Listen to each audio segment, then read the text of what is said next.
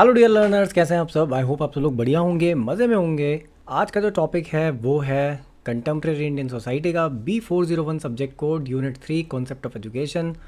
और जो टॉपिक आज हम पढ़ेंगे वीडियो में वो है salient features of contemporary Indian society. तो वीडियो को लास्ट तक देखिएगा, अपने सारे डाउट्स क्लियर करिएगा। चैनल पर नए हैं, पहली बार आए हैं तो चैनल को सब्सक्राइब करिएगा, वीडियोस को लाइक करिएगा, क्योंकि बहुत सारे इन्फॉर्मेटिव वीडियोस चैनल पे अपलोड होते रहते हैं। तो टाइम वेस्ट करे बिना फटाफट से स्टार्ट करते हैं आज का वीडियो। तो सबसे पहले बात कर लेते हैं सोसाइटी की, कि आखिर सोसाइटी का जो मीनिंग है वो क्या है। हम सभी को पता है कि वी ऑल यानी ह्यूमंस जो हैं वो सोशल एनिमल है, एंड सोसाइटी का मतलब है ग्रुप ऑफ पीपल। यहाँ पर इंडिविजुअल्स जो होते हैं अपनी नीड्स को, डिज़ायर्स को, वांट्स को जो है सेटिस्फाई करते हैं। तो वही है, यहाँ पे डेफिनेशंस हैं कि मैन एक सोशल एनिमल है जो कि सोसाइटी में रहता है। और क्यों है? क्योंकि अपनी नीड्स एंड डिज़ायर्स को उसको फुलफ़िल करना है। सोसाइटी एक टाइप का सिस्टम है, ऑर्गेनाइजेशन है, जहाँ पे इंडिविजुअल्स जो हैं वो साथ में मिलकर रहते हैं और अपने कॉमन ऑब्जेक्टिव्स को फुलफ़िल करते हैं। चाहे वो किसी भी टाइप का डिज़ायर हो, वांट्स हो, नीड्स हो, वो सारी सोसाइटी ही फुलफ़िल करने में आपकी मदद करती है।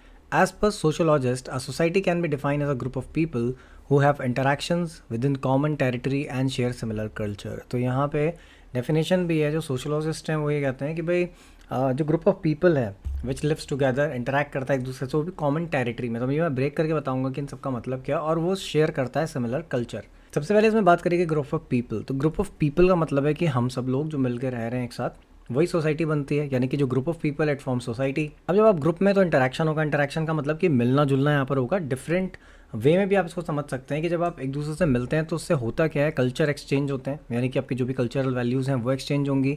साथ ही साथ कॉमनली आपकी जो भी नीड्स हैं रिलेटेड टू, चाहे वो फ्रेंडशिप हो या फिर एक्सवाइजेड कुछ भी हो, वो सारी चीज़ें यहाँ से जो है फुलफिल होती हैं। फिर इसमें एक वर्ड यूज़ होता है कॉमन टेरिटरी। कॉमन टेरिटरी का मतलब ये है कि जो सोसाइटी है वो भी एक एरिया में कन्फाइंड होती है। यानी कि फॉर एग्जांपल अगर हम इंडिया की बात करें तो हमारी अपनी एक बाउंड्री है, यानी कि एक टेरिटरी है, बॉर्डर है। सो जो इंडिया का बॉर्डर है उसके अंदर हमारी इंडियन सोसाइटी है। और इंडिया के बॉर्डर के बाद जो हमारी कंट्रीज़ होंगी, नेबरिंग कंट्रीज, जैसे चाइना है, पाकिस्तान है, बांग्लादेश है, तो ये सारी जो कंट्रीज़ है जिनसे लगते हैं हमारे बॉर्डर्स हैं, वहाँ पे क्या है, उनके अपनी सोसाइटी है। यानी कि उस कंट्री के अंदर उनकी सोसाइटी है, उनकी टेरिटरी है। हमारी कंट्री के बॉर्डर्स के अंदर हमारी सोसाइटी है, यानी हमारे लोग हैं, हमारा ग्रुप ऑफ पीपल है। तो ये टेरिटरीज़ का जो है मतलब है। एंड देन ये जो लिखा है लास्ट लाइन की, दे शेयर सिमिलर कल्चर, तो इसका मतलब ये है कि हर किसी की जो कल्चरल वैल्यू है वैसे तो डिफरेंट है, लेकिन again as we are living together in a country, तो वहाँ पे कहीं ना कहीं सिमिलैरिटीज़ जो हैं वो कल्चर में भी आपको देखने को मिलेंगी। तो ये सोसाइटी की डेफिनेशन है। अब अगर बात करी जाए इंडियन सोसाइटी की, तो आखिर इंडियन सोसाइटी जो है वो क्या है। इंडियन सोसाइटी की फ़ीचर्स भी हैं। सबसे पहली चीज़, इंडिया जो है वो बहुत बड़ी कंट्री है, सभी को पता है, और हमारी पॉपुलेशन जो है वो बहुत ज़्यादा है। इसीलिए इसको सब कॉन्टिनेंट भी बोला जाता है, क्योंकि हमारे वहाँ पे ओशंस भी हैं, सी भी हैं, माउंटेन्स भी हैं, प्लेटूज़ भी हैं, प्लेन्स भी हैं, हिल्स भी हैं, डेजर्ट भी हैं। यानी आपने कई बार हिंदी में एक चीज़ पढ़ी होगी कि जो इंडिया है वो विविधताओं का देश है। तो यानी कि यहाँ पे क्या है, बहुत सारी चीज़ें जो हैं वो डिफरेंट टाइप का, चाहे वेदर हो, चाहे आपको कल्चरल डिफरेंसेस देखने को मिले, बहुत सारी चीज़ें आपको यहाँ पे मिल जाएंगी, और वो भी डिफरेंट वैरायटी की। इंडियन सोसाइटी जो है वो डाइवर्सिटी का एक बेस्ट एग्जांपल है। यानी कि हमने कई बार अनेकता में एकता वाला जो कॉन्सेप्ट पढ़ा होगा, वही चीज़ यहाँ पे भी है।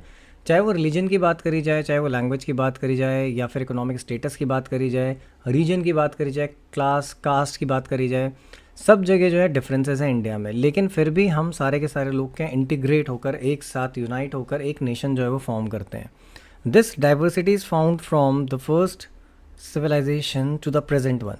पहला जो सिविलाइजेशन था इंडिया में, आर्यन से लेके आज तक, प्रेजेंट डे तक, आपको ये डिफरेंसेस यहाँ पे देखने को मिलेंगे। लेकिन फिर भी उन डिफरेंसेस के बाद लोग यहाँ पे मिलजुल के रहते हैं। और इंडिया में क्या हुआ है, हमेशा चाहे जो लोग हों किसी भी कल्चर के या किसी भी रिलीजन के, उन सबको ऑटोमेटिकली सोसाइटी में डिज़ोल्व कर लिया गया। यानी हमारी प्रॉपर्टी है, हमारे लोगों की प्रॉपर्टी ये है कि आप किसी भी रिलीजन के हों, आप किसी भी कंट्री को बिलोंग करते हो, लेकिन अगर आप इंडिया में आ रहे हैं तो वो कम्प्लीटली डिज़ोल्व हो जाते हैं इंडियन सोसाइटी में। और यही रीज़न आप देखेंगे जो फॉरेनर्स हैं वो भी इंडियन सोसाइटी वैल्यूज़ कल्चर से बहुत ज़्यादा इन्फ्लुएंस्ड है।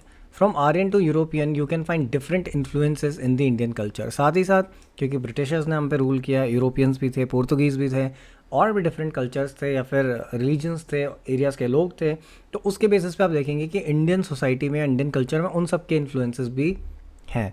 India owes its unity and diversity to constitution. अब ये जो एकता और अनेकता वाला कॉन्सेप्ट है ना, इसके लिए जो सबसे बड़ी चीज़ रिस्पॉन्सिबल है वो है हमारा कॉन्स्टिट्यूशन, यानी हमारा जो कंट्री का संविधान है वो इसके लिए रिस्पॉन्सिबल है। बिकॉज इंडियन कॉन्स्टिट्यूशन में इस चीज़ को बहुत ही ज़्यादा इंपॉर्टेंस दी गई है कि जो ये वैरायटी है, चाहे वो रिलीजन को लेके हो, चाहे कास्ट को लेके हो, चाहे कोई भी वैल्यू सिस्टम को लेके हो, उसको इंटीग्रेट करना है। ये हमारी जो वैल्यू है वो सबसे ज़्यादा इसमें इम्पॉर्टेंट है।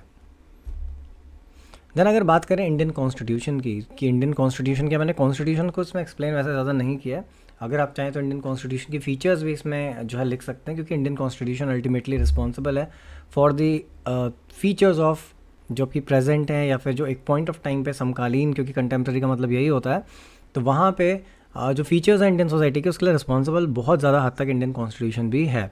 तो इंडियन कॉन्स्टिट्यूशन सुप्रीम लॉ है इंडिया का, क्योंकि उसी को हम फॉलो करते हैं। It demarcate political function, power and duties of government. Demarcate का मतलब होता है किसी चीज़ को मार्क करना। जैसे कि अगर आप किसी एरिया में जाते हैं तो मार्किंग स्टोन्स होते हैं। मान लेते हैं आपके पास एक लैंड है, तो आपने लैंड में क्या किया, यहाँ पे आप जैसे स्टोन्स लगा देते हैं ना मार्क करने के लिए। कहीं पे भी अगर कोई मार्किंग आप कर रहे हैं, एरिया सेट कर रहे हैं, तो दैट इज़ डी मार्केट। तो यहाँ पे जो पॉलिटिकल फंक्शंस, पावर्स, ड्यूटीज़ हैं गवर्नमेंट की, वो सब कुछ जो है कॉन्स्टिट्यूशन ही बताता है। अगर हम बात करें यहाँ पे, it also lays out the fundamental political code, basic political structure, fundamental right, directive principles, fundamental duties. तो हमें ये सारी चीज़ें भी जो हैं वो कॉन्स्टिट्यूशन के थ्रू ही मिलती हैं। अब अगर हम बात करें फीचर्स ऑफ इंडियन सोसाइटी की, तो सबसे पहले डाइवर्सिटी इन इंडिया। तो इंडियन सोसाइटी जो है वो ब्लेंड है, मिक्सचर है आप कह सकते हैं, डिफरेंट कल्चर्स का, रीजन, लैंग्वेजेस, बिलीफ सिस्टम, या रिलीजन हो सकता है यहाँ पे, ये शायद गलती से ऐसा हो गया रीजन हो गया, but actually it can be religion. तो यहाँ पे कि it is plural by nature yet uphold its unity and maintains the cohesiveness as united nation. तो होता क्या है कि हमारी जो कंट्री है इसमें डिफरेंट वैरायटी के लोग हैं, चाहे वो किसी भी कास्ट को बिलोंग करते हों, चाहे वो किसी रिलीजन को बिलोंग करते हों, लेकिन अगेन हम सब लोग एक साथ मिलजुल के रहते हैं और यूनिटी को शो करते हैं। तो ये हमने अभी स्टार्टिंग में भी पढ़ा था।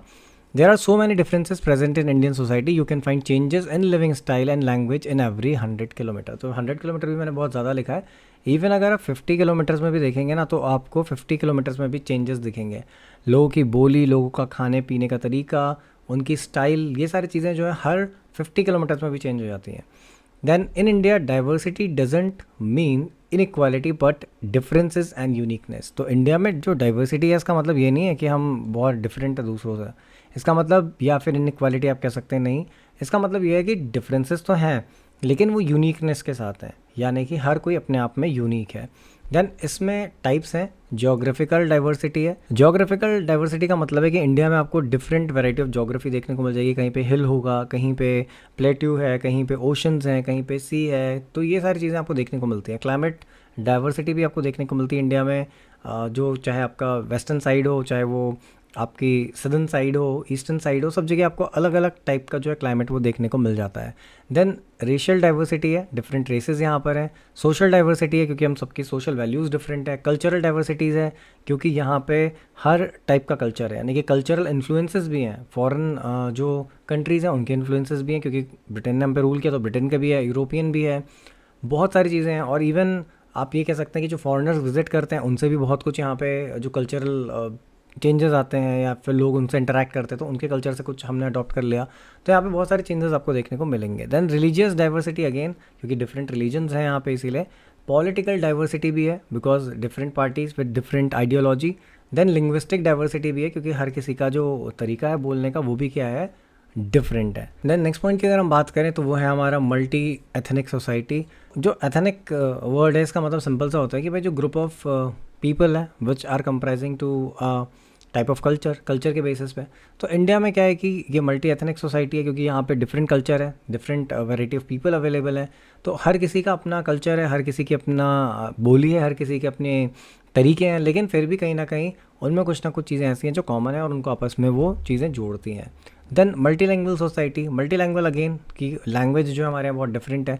इंडियन कॉन्स्टिट्यूशन में 22 लैंग्वेजेस हैं ऑफिशियली जिनको रिकॉग्नाइज करा गया है, लेकिन अगर बात करी जाए रियलिटी की तो कम से कम इंडिया में 1600 से ज़्यादा लैंग्वेजेस बोली जाती हैं।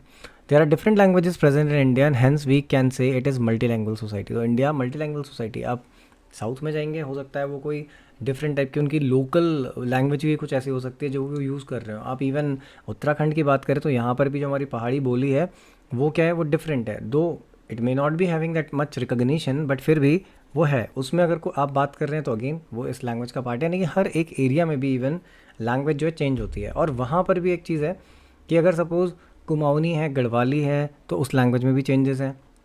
और हो सकता है कि वहाँ पर भी डिस्टेंस के बेसिस पे, यानी कि हर 50 टू 100 किलोमीटर्स में उस बोली में भी कुछ माइन्यूट से डिफरेंसेस आ जाए।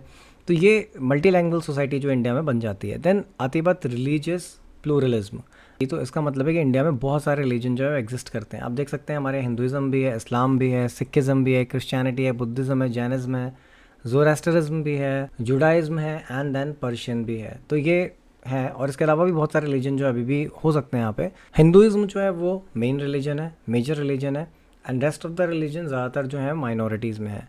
इंडियन सोसाइटी की एक जो फीचर है वो है मैरिज। मैरिज को बहुत इंपॉर्टेंट जो है रिलेशन माना गया है इंडियन सोसाइटी में। और ये माना जाता है कि जो मैरिज है वो मैन एंड वुमेन को क्या करती है, एक साथ जोड़ती है for life time. It is a base relationship of family. This is a social institution that fulfils the basic need of man and women, social, physical, cultural, emotional. तो ये क्या करती है, जो ह्यूमंस हैं यानी कि मैन वुमेन, इनकी जो भी बेसिक नीड्स हैं उनको फुलफ़िल करने में जो मैरिज है वो हेल्प करती है। साथ ही साथ ये लोगों को आपस में लाइफ टाइम के लिए जोड़ती है, और फैमिली का बेसिस भी यही होती है। In India marriage is seen as a purest relationship and a tie that God makes. तो आपने कई बार सुना होगा कि भगवान जोड़ियाँ बनाते हैं, काइंड ऑफ थिंग। तो इंडिया में मैरिज को बहुत ज़्यादा इंपॉर्टेंस जो है वो दी गई है, इसे प्योरेस्ट फॉर्म ऑफ रिलेशनशिप भी माना जाता है। अकॉर्डिंग टू वैदिक scripture marriage is important for धर्म। और यहाँ पे अगर हम वेद की बात करें तो वहाँ पे उनके हिसाब से जो मैरिज है वो क्या है, वो धर्म के लिए ज़रूरी है। देन हमारा लास्ट पॉइंट है presence of spirituality and materialism.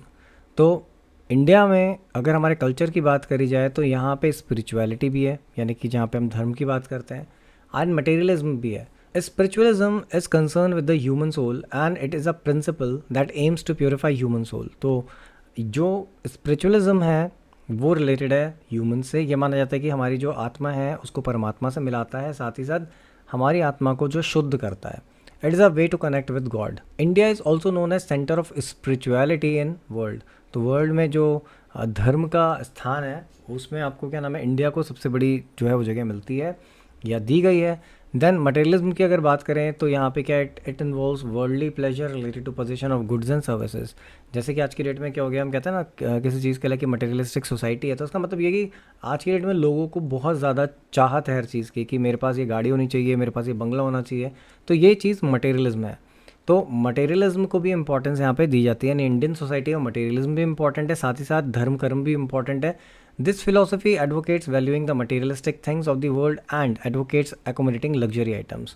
तो ये जो फिलोसफी है यानी कि जो मटेरियलिज्म वाली है वो कहती है कि भाई मटेरियलिस्टिक थिंग बहुत इंपॉर्टेंट, मतलब जो चीज़ें हैं वो इंपॉर्टेंट है, और लग्जरी आइटम्स भी लोगों के पास होने चाहिए।